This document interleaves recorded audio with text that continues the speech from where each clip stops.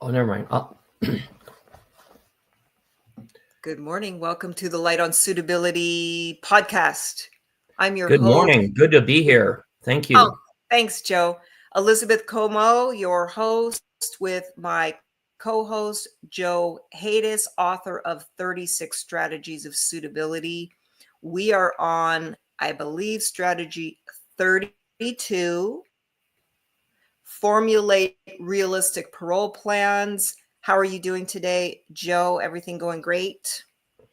Everything's going great. Another day in paradise. Cool. Yeah, Paradise, Los Angeles County. No, actually, I'm in San Bernardino County. Sorry, I did not realize that. Oh, Yeah, I'm just over the you're on the border. cusp there, just over Yes. the border. Oh, okay. Pomona is. Pomona's LA County still. Oh, okay. That's your office, though. No, Pomona. No, That's yeah, it. I'm in Upland. Upland? Oh, I'm getting them all confused. That's okay. Your office is No big Upland. thing. That's where I think you live is Upland. Okay, but that's your office, which is on the State Bar website. So don't go and visit him at home. Anyway, let's keep going. Realistic parole plans. Why on earth does anybody need to have realistic parole plans, Joe? Oh, man. Well, what? You're just going to get granted parole? They're going to put you out on the street on Quebec Way there from Sadif, and all of a sudden, you're going to know what to do, where to go. And you need plans because it's going to set you up for success. You need a roof over your head. Hey, a job, and Do you need a some kind job of a to be support granted group. parole? What? Do you actually need a job to be granted parole? No, you don't need to have a job, but it would help if you had a marketable skills, something you could take an employer and show them that, hey, I can do this. So you can earn some kind of hopefully a living wage, but not all jobs provide that, but do something you're skilled at. Or if you don't have a skill, maybe somebody in your family who has a small business or a big business will hire you. Interesting. Will you be denied if you don't have a parole plan? No. Parole? Well, at least under the law, unless they can show that it's a nexus to your past, a nexus to your crime and who you What were in kind the of, past. I gotcha. So if maybe you were homeless at the time of the life crime and supporting yourself with the little bit of drug sales you could do and something like that, they Exactly. would, maybe parole plans would be more relevant versus some other crime. But in general, yeah, we hear from the commissioners saying we can't deny you because of it, but we're going to rate it as aggravating because you don't have a written parole plan. And what do you recommend your clients do with respect to parole plans for their hearing? Well, the first thing I recommend is get realistic parole plans. Yeah, that's what I recommend. Well, and what when they go, well, what does that mean, Joe? What do I do? Thank you. Hold on 1 second. Okay. Thank you. I had to clear my throat, and it would be very annoying on the That for sure. podcast to Thank clear you, my Joe. throat. Thanks. Sure. So the question is, what do you do to get parole plans? Yeah, you sit down with the client's first Mm-hmm. time at his parole hearing. You need realistic parole plans, and I'm like, Sure. what is that? What do I have to do? What should I do? Wow. Well, there's a number of things, but let's start with what seems to be the most basic fundamental, which, by the way, everybody thinks, I have to get transitional housing. And yeah, well, again, you don't have to do it. Some people, after they're granted parole, they get it through DAPO, the Department of Adult Parole Operations. but I digress. You should be proactive, I think, and at least be looking for where you want to go. You don't have to go to the county of the commitment offense because it's you can go anywhere in California, and I think many times it's a good idea not to go to the county of the commitment offense because you have like old triggers and stressors. You might run into people who you don't really want to run into, stuff like that. And there's many things here. My mind was working too fast.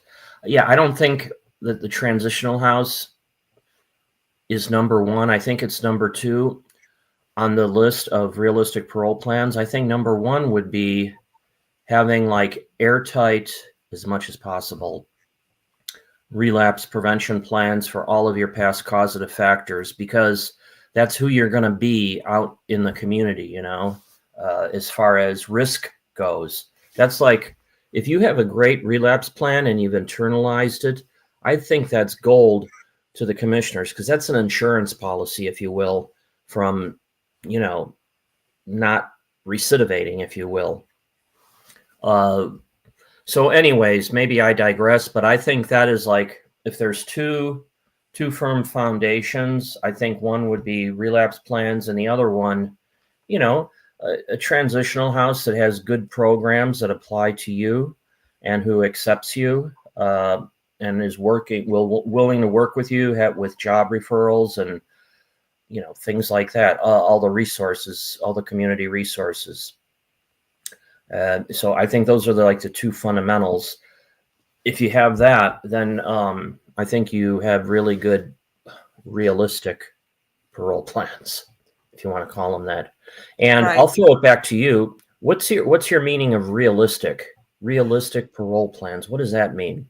Well, it can mean a number of different things. Like last week, I had a guy I was talking to who got referred for en banc. I think that was That's the guy. happened a lot to me lately.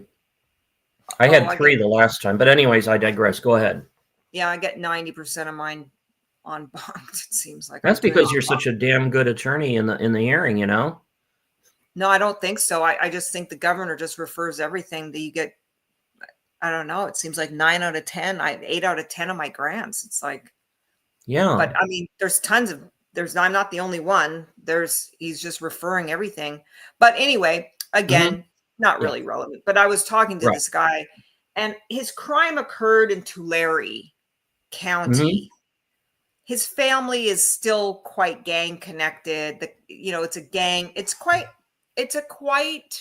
a heavy gang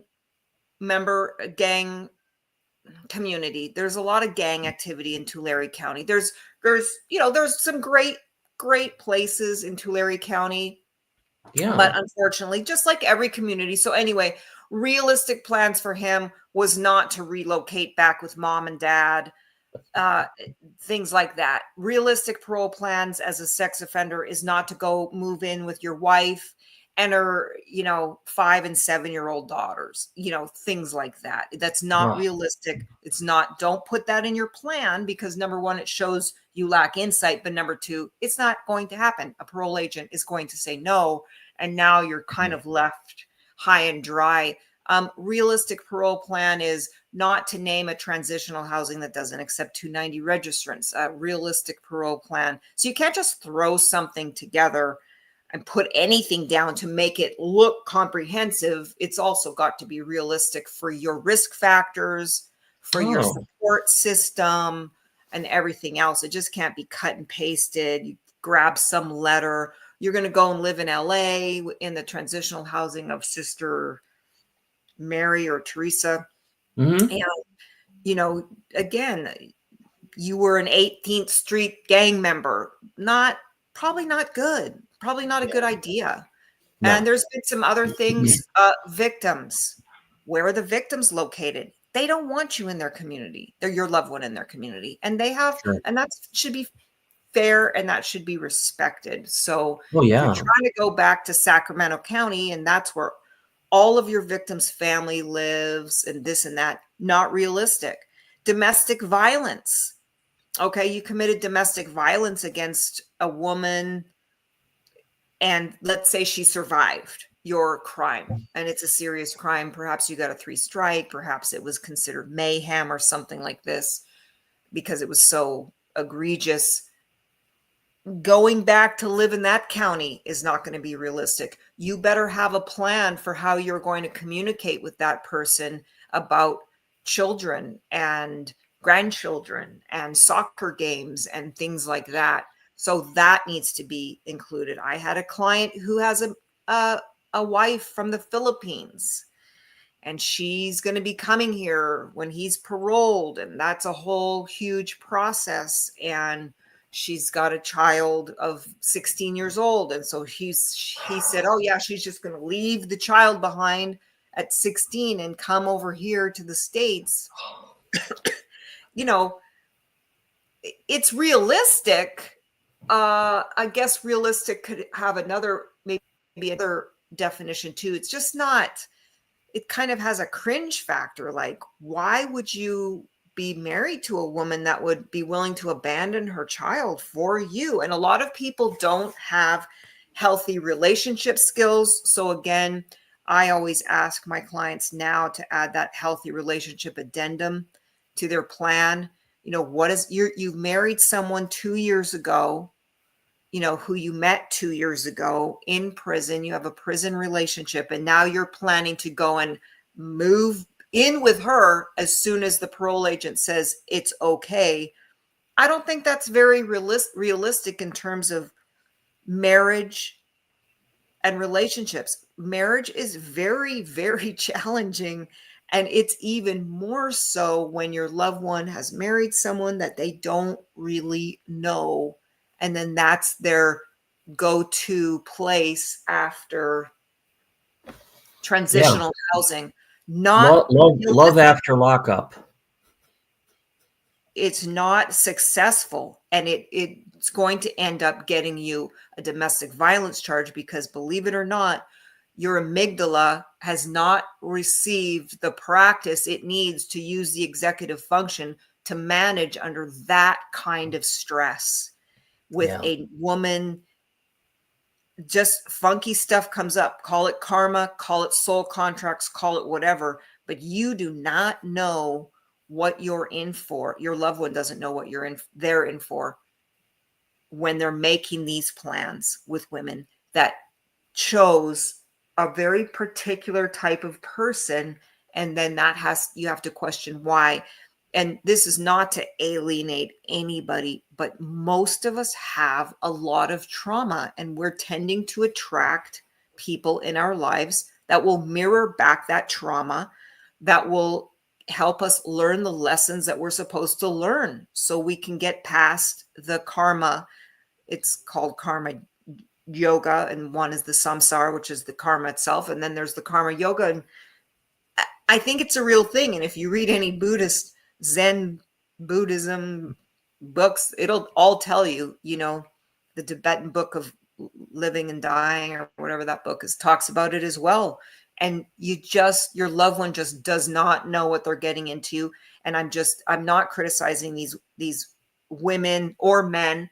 Some of them are really good, and we don't know what circumstances they found themselves in, but some of them go to these newspapers and find a guy, and you don't really know that guy. This is a person who, or a gal, this is a person who was able to, because of such poor emotional regulation, could not control his emotions to the point where he or she could not prevent themselves from committing a very serious crime against another human being.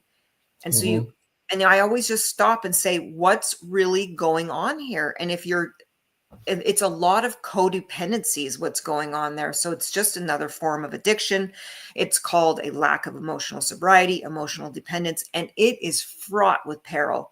So a healthy relationship addendum plan to the parole plan, you know, and having studied to prepare this type of addendum needs a good amount of study about what makes a healthy relationship tick. And, you know, there's all kinds of love languages books and whatever. So the clients should be reading these types of books to figure out what does a healthy relationship look like. And it doesn't look like most of them think it does. They think, you get together, you play house, and that's all it is. No, it's core wounds that will come up. They say, like the Course in Miracles says, your marriage, your partnership, that is the mirror for you to learn your lessons. You're not there to have this lovey-dovey movie thing. It's really about your soul's journey and learning. And there's a reason why you attracted the person you did. But anyway, I got off on a tangent, but no, that was good. That was excellent. You went a lot deeper, because that has to do with realistic parole plans. And you know what? Yeah. That is like, compared to me, I'm just like a surface parole plans, like what, as it relates to the hearing. But that was excellent, because if people would do that and follow that would, the 1% to 2% recidivism rate would even go down, Right. And awareness is so key in all of this, even if you have these problems. Big time. And, my husband and I get into this debate every single time, and he's of the camp of the law of attraction and don't ever just only utter words of happiness and joy. Well, for me, that's not realistic. And I don't necessarily think we need to attach a bad or good label to everything. Okay. It can just be, as the Buddhists say, it just is. But you have to be prepared for what is. And so being aware of stuff is, if you don't know the problem, you can't find the solution type of thing. And you definitely don't want to be blindsided by just going into this thing with this Pollyanna, everything's going to be great, because you're going to wind up, your loved one's going to wind up back in prison when the woman retaliates and sets him up for failure, or he sets himself up for failure, or herself up for failure. So just talking human nature here. I'm not trying to single anybody out or tell anybody to get divorced because they got married, maybe improvidently or whatever, but there just has to be more work, perhaps in that healthy relationship plan, attending some spiritually based counseling, marriage counseling that usually is offered before you get married. Absolutely. Offering, going post, maybe going to 12-step meetings together, or as part of the plan, reading a book, taking a class together on how to have a healthy relationship. That is such great advice, because you know what? If you put yourself in the incarcerated person's shoes, they've been down for whatever, let's just say, for example, 30 years. And they have this fantasy type thing when you get out, because they've been in prison for so long, and they're hoping to get that. But realistically, that's not how it's going to be. Yeah, it's not, because, you're married, you know what I'm talking about. Yeah. It's just it's not the realistic. Movies. It's not right. the movies. It's fantasy. It's a partnership. Fantasy. It's really a partnership, and there's just no. I'm saying, but the way they're thinking about the future fantasy. is a fantasy. Yeah. Yep. It's just we just love each other. I'm like, yeah, right. Love is really a 4-letter word in a marriage. It's really probably not as relevant as people think. I mean, it's wonderful if you're just, I'm in love, but I would say, if I talk to the majority of people that are married, it's a lot of work. It's a lot of give and take and things like that. And it's very stressful. It can be very stressful when that give and take is not functioning in a healthy way for whatever reason, because things come up. By the way, yeah. You just gave me a stressor word. In-laws. Oh, in-laws. And there you go. In-laws. Okay, I can't. There you go. Yeah. Yeah. Okay. Enough said, right? I mean, my husband and I, in-laws not even involved in our life very much. I mean, he doesn't speak to his sisters. And so that's another thing. You're mixing families that they don't even know each other, Right. So that's a stressful. I mean, my husband and doesn't really speak to his siblings anymore because of politics, and then I don't really speak to my parents. Well, my dad died without me speaking to him for 30 years, and then my mom, just things like that. uh yeah, it's funny because I don't really have a problem with Alan's in-laws. They don't like him because they think he's whatever he is. And anyway, we're getting off on a tangent, but I know, because I was just about, I was going to think, that's why, I think it's a great Bruno thing is to bring so up. important in your life. Kona was Yeah. important in my life, Yeah. because those are that's more significant than other relationships, the relationship Huge, with your dog. And I'm being dead huge serious. special. It's dead serious, Joe. I totally understand. I think about you all the time too, because you're just at the very beginning of your grieving journey too. I mean, I'm at the tail end. Bruno died May 17. I'm having some, I don't know, like not flashbacks, but just Yeah. more like I'd been really processed my grief very well. It took me a while, but anyway, that's approaching, and that's a stressor. And if you don't have someone in your life that's sharing that with you, or you're maybe more like Joe and you're more like kind of, I'm just going to handle this internally, that can create issues. Because if your loved one has a woman and she loses her dog, or God forbid a child, and he doesn't handle it in the way that's soothing and nurturing and emotionally connecting with her, that could blow things up. I mean, death is a death knell for relationships. I don't think, they say 75% don't survive following a very significant loss like that. In particular, a child. But in my case, my dog was like my child. He was only 3 years old too. So Yeah. anyway, yeah, parole plan, realistic. So and of course write them down, right, Joe? Right. Oh, yeah. Yes. Well, I was just wondering where you were going with that. Write down. Of course, they should be written. The parole plans should be in writing, and submit them before the hearing, obviously. Yeah. And why do they need to be in writing? Well, that's some kind of documentary proof of what you're saying. If you have an acceptance letter from Francisco Holmes, that's a lot more realistic than telling the commissioner, oh, yeah, I have parole plans from Francisco Holmes. But they have it in writing, it's documented, they have it in front of them, then, or if they have like the relapse plan in front of them and you can discuss it in detail with them, all the better. But it should be in writing. That's their evidence. That's their proof that what you're saying is real. Well, and also it kind of gives them a preview on the weekend when they're reviewing your case. And so, Of course. we all form opinions. We judge the book by its cover and that sort of thing. So when your loved one has that prepared on the weekend, they can flip through. They go, okay, parole plans, relapse prevention plans, a domestic relapse prevention plan, check, that fits the crime.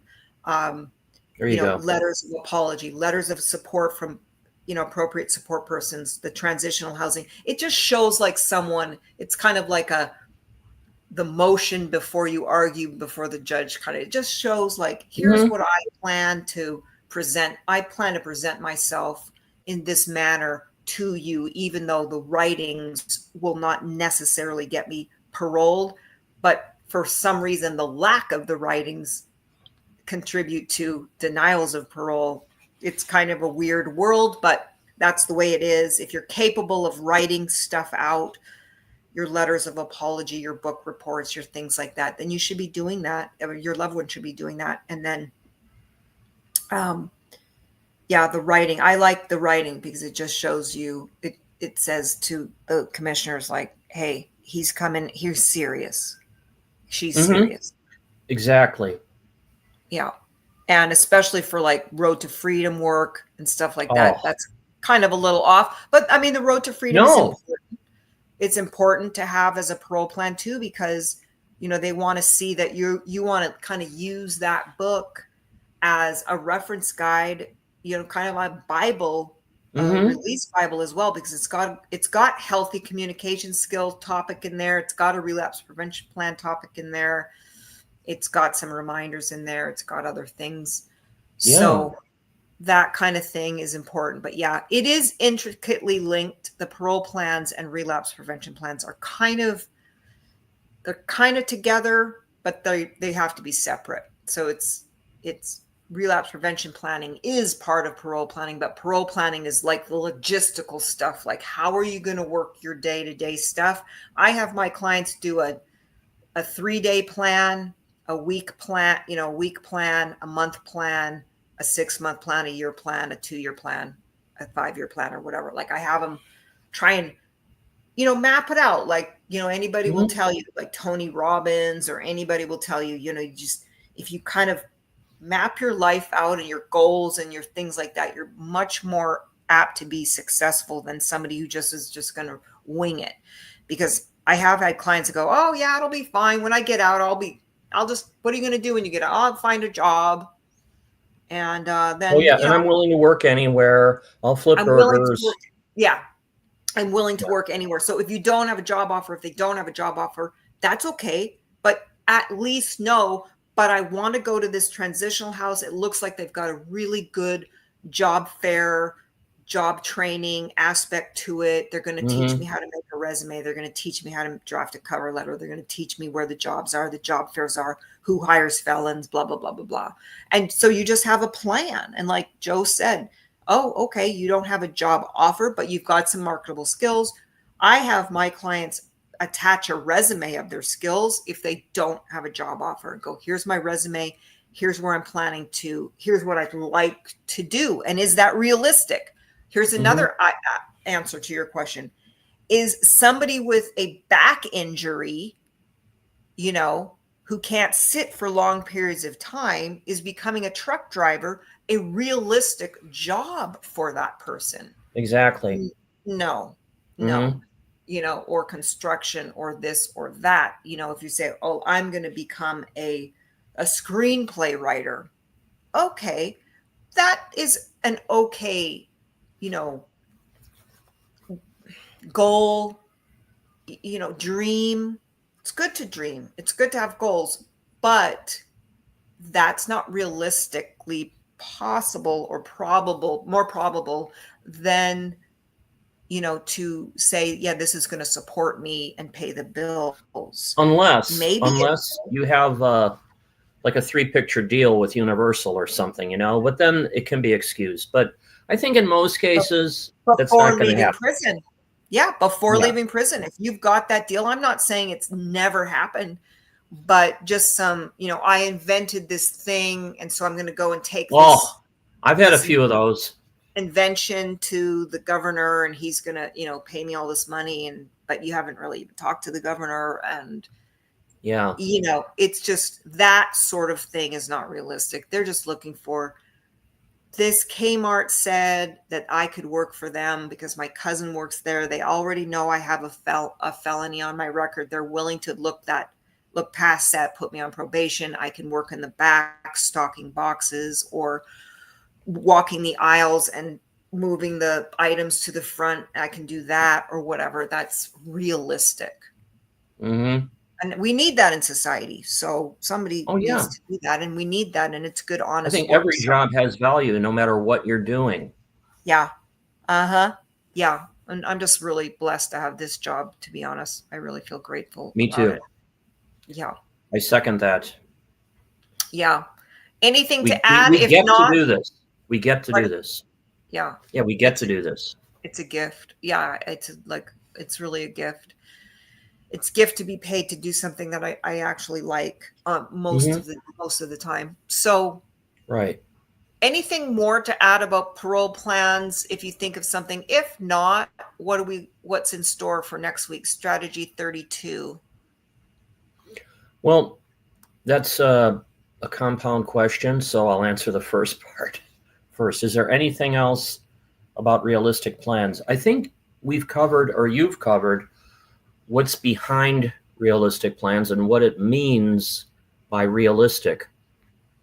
And like one of the things we maybe didn't talk about is things like what are you going to do after transitional housing? But then again, that was covered in your like maybe your 2 or 3 year plan where you're going to be. So, Yeah. but you want to be thinking about that too. What are you going to do after transitional housing? You know, where are you going to go? What job skills can you take there? You know, you have to earn Yeah. a living wage unless you're going to be living like with somebody else who's going to help with that. But yeah, I think you pretty much covered it. Transportation, that's a consideration. Getting around, Yeah. where you're living Yeah. in proximity to where your job offer is, if that's an Yeah. issue, Yeah. and getting to having something in there where you're going to be doing continuing programming in the area of the concern. Right. It's really important Right. when people don't have that, or they don't have a sponsor for like narcotics or alcohol. Right. That's always a big kind of a red flag. Not Yeah. totally, but a Not big totally, but consideration. try and get Yeah, a sponsor. And that's one of those overlapping things because a sponsor yeah. is sort of part of the relapse prevention plans Mm-hmm. and probably should be included in the parole plans as well. And that also your support system, very well laid out as to who's providing what. So you've got mom said she can only provide me moral support. She'd be there for me when the times get tough, but doesn't have the finances to help me. Sister's got a Mm-hmm. house, she's got a room I can live in. Brother's got actually a job for me. My cousin's got transportation available for me. This other Right. person said, if I'm in a pinch, she'll drive me back and forth to 12-step meetings. Very specific. So comprehensive. Mm-hmm. Comprehensive is comprehensive means, having plan A, plan B, plan C, plans A, B, and C that are all going to work together, jobs, support system, professional support. When they say professional support, that includes 12-step meetings and things, but Yeah. a real plan, like they want to know, what are you going to be doing the minute you wake up to the minute you go to bed? Where can we find you? And we don't want Mm-hmm. to find you sitting on the street corner, or sitting at home on the couch somewhere or whatever with nothing to do and no place to go and no, continued rehabilitation and things like that. So your loved one can also figure all of that out from the risk assessment. If they've already had that risk assessment, there's quite a few sections that discuss whether or not the clinician found the plans to be viable. That's another term used. Is it viable? And so they'll see that language in there, and then they can get clues as to where they think the blind spots are in that parole planning as well. Mm-hmm. Yeah.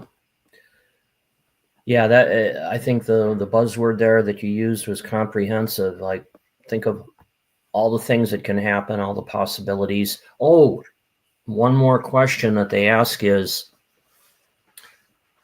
what is the number one reason that would bring you back to prison if Yeah, you, yeah, yeah, yeah. That's a and big a one. lot of people like they freeze up. They don't want to answer that. They don't want to answer, and they say nothing will bring me back, and then they'll say you're Right. overconfident. So it's just, yeah, that's part of the